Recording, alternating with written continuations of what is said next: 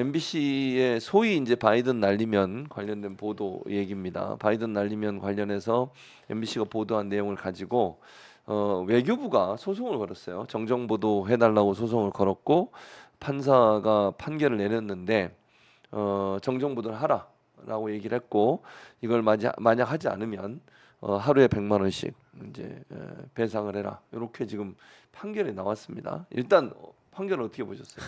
저는 도저히 이해가 안 되죠. 그러니까 정정 보도라는 것은 뭐 A라는 사실이 있는데 네. 그 사실이 아닌 다른 내용을 보도했을 때 그 A 저기 사실대로 정정해라 이런 내용이잖아요. 그렇죠. 근데 윤석열 대통령이 뭐라고 했는지를 밝히질 않고 있잖아요. 그렇죠. 밝히지 않고 있는데 뭘 정정하라는 건지 저는 기본적으로 이해가 안 되고. 음.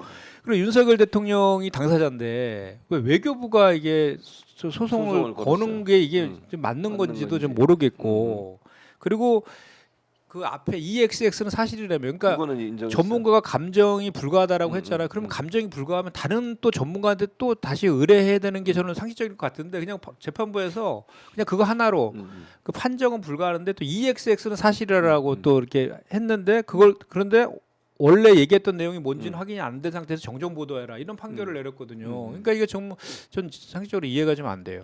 저는 이 사안의 좀 본질을 좀 더 봤으면 좋겠습니다. 그래서 사실 뭐 국회의원 뭐 XX 뭐 이런 부분들이 대통령 입에서 나온 겁니다. 그렇죠. 그것도 외교 무대에서. 그러니까 기본적으로 대통령의 품성과 자질에 대한 문제를 먼저 봐야 되는 거고요. 그렇죠. 그리고 이거는 자 결과적으로는 물타기거든요. 이 대통령의 품성과 자질에 문제가 있음을 이렇게 이 국민들의 언어 청취력, 이렇게 청력 테스트를 하면서 물타기를 해버리는 거거든요. 그리고 그 국민들을 그 과정에서 바보 취급한 겁니다. 본질이 저는 얘기 있다고 보는 거고, 그리고 법원의 그 판사도 이게 뭔 소리인지 모르지 않습니까? 정확히 저는 그 양심은 알 거라고 봐요. 바이든이라고 그걸 보는 건데 분명 양심은 알지만 판결을 이렇게 못하는 거고, 그러니까 국민들한테 그냥 그렇게 그냥 해라, 뭐 그냥 그렇죠.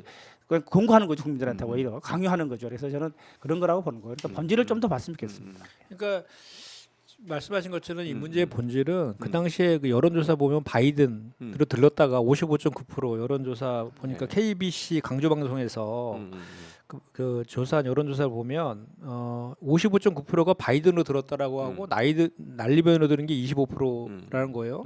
그러니까 근데 이것을 다 부정을 했어요. 근데 결국 전 국민한테 듣기 평가를 시킨 거잖아요. 그런데 국민들은 대부분 이렇게 들었단 말이죠. 그거에 대해서 제대로 된 해명, 나는 이렇게 얘기했다라고 그러는 거는 해명은 전혀 하지 않은 상태에서 보복에 나선 것, 이것이 사실은 저는 그 본질이라고 저는 보거든요. 그래서 이 문제와 관련해서는 그 지금 보수 언론에서 계속해서 이걸 크게 막 띄워가지고 마치 MBC가 큰 뭘 한 것처럼 막 얘기를 하고 있는데 그렇게 할 것이 아니라 그런 논리라면 본인들도 다 보도했잖아요 그때. 그럼 본인들도 정정 보도 해야죠. 본인들은 왜 안 하면서 이걸 마치 MBC랑 대통령실하고 윤석열 대통령, 이거 외교부, 윤석열, MBC 세 당사자의 문제로 이렇게 한정해서 가는 것은 그것도 더 큰 문제인 거죠. 더 큰 문제죠. 그래서 지금 MBC가 지금 항소를 지금 했기 때문에 제대로 된 판결을 좀 기대해 봅니다. 사실 이게 대통령이 제대로 해명을 하고 대국민 사과를 하면 될 일이었습니다. 이렇게까지 끌고 올 일도 아니었잖아요. 그렇죠. 그리고 맞아요. 무슨 법원에서 이걸 가지고 뭐 정정 보도를 하라는 둥 이거 자체도 말이 안 되는 소리고요. 그렇죠. 이것 때문에 도어 스태핑 다 중단한 계기가 됐었잖아요. 전 대통령실의 그 해명이 더 기가 막히더라고요. 이렇게 얘기하더라고요. 야당이 잘못된 보도에 편승해서 한미 간 신뢰가 손상을 입을 뻔했다. 이렇게 야당 책임이요? 아니 그 한미 간의 신뢰를 손상시킨 이게 누구예요? 윤석열 대통령이 한 본인. 막말 때문에 손상이 된 거지. 그렇죠. 참 진짜 어처구니가 없습니다.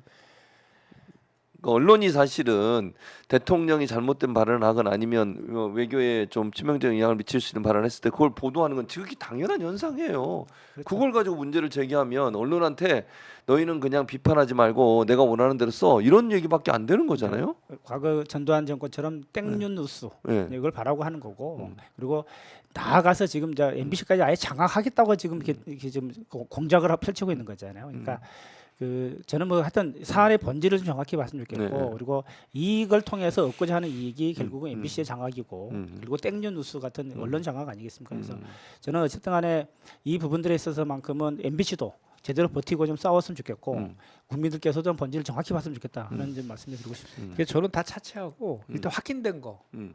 그러니까 미 의회나 바이든이라고 안 했다는 거잖아요. 그렇게 얘기하는 거지. 그럼 확인이 안 되는 거지. 그럼 바이든 날리면. 대한민국이라는 거잖아요. 그렇지. 그러니까. 이 XX는. 그런데 EX에서 욕한 거에 대해서 정도는 좀 사과했으면 좋겠어요. 아 그리고 거기에 대해서 그러면 김진표 의장은 지금 이 정도 되면 얘기해야 되는 거 아니야? 그러니까 사과하라고? 그거는 사과해야죠. 국회를 대표하는 예. 사람으로서 이게 진짜 웃겨요. 이게 정답이 없는데 오답이 있을 수 있나 뭐 이런 말이 안 되는 거지. 처음부터 대통령이 사과했으면 끝날 일입니다. 이런 일이 맞아요. 아니죠.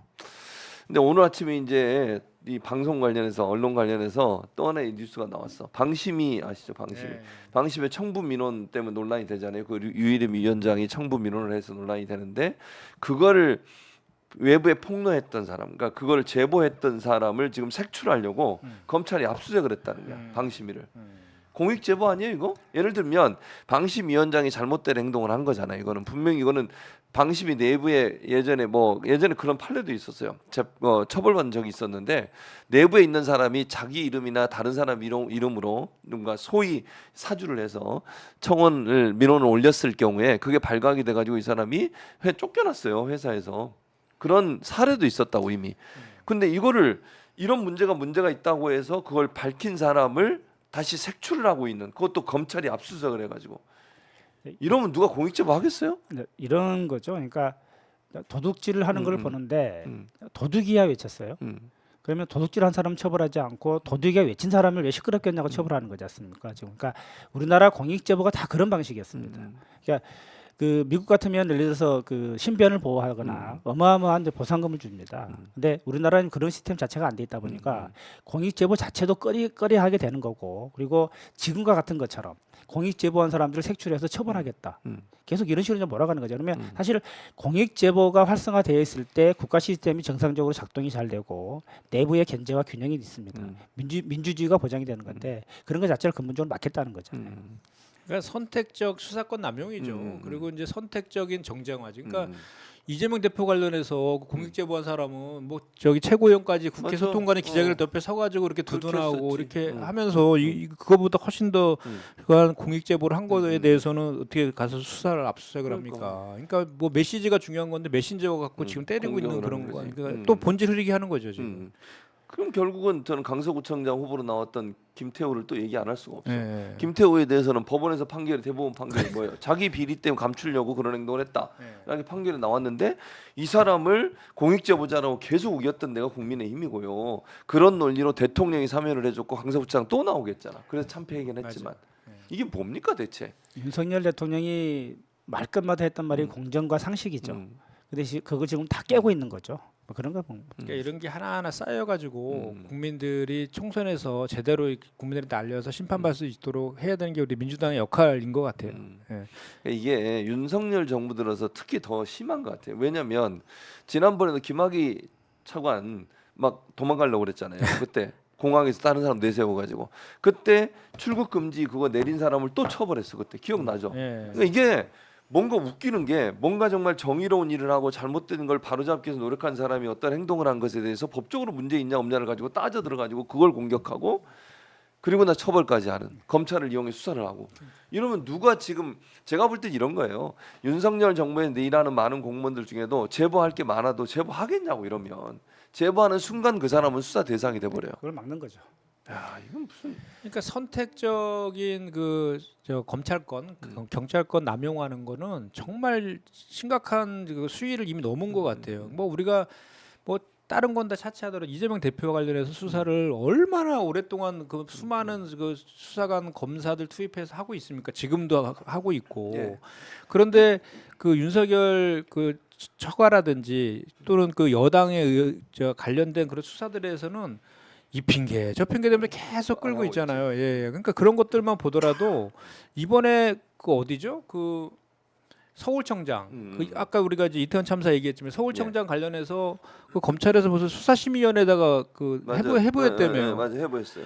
만약 그분이 야당 관련된 안 사람이었으면 어떻게 했겠습니까? 벌써 압수수색부터 들어가서 그렇겠죠. 아주 정말 그 빛의 속도로 아마 수사를 했을 건데 또 그쪽에 진영에 있는 사람이라 그래서 그렇게 또 아주 신중한 수사를 한다. 원래 신중한 수사를 했어야죠. 우리 야당에 대해서도. 선택적 이제 불공정한 수사, 음. 이제 기소권 이건 좀 문제를 좀 삼을 수밖에 없는데 말씀처럼 이재명 대표에 대해서는 뭐 370번이 넘는 압수수색을 했고 사실 김건희 일가에 대해서는 압수수색 한 번도 안 했습니다. 소환 조사 한 번도 하지 않았습니다. 그러니까 이미 불공정하다는 부분들이 이미 증명이 됐고 그리고 여기서 나아가서 하나 더 볼 지점이 좀 있습니다. 사실은 지금 이재명 대표가 됐던 조국 전 장관에 대한 수사를 보면 이 검찰의 이제 수사권의 행태 뭐 이제 좀 우리가 좀 잘 봐야 되는데 저는 이거는 수사가 아니라 봅니다. 이 고문이죠, 고문.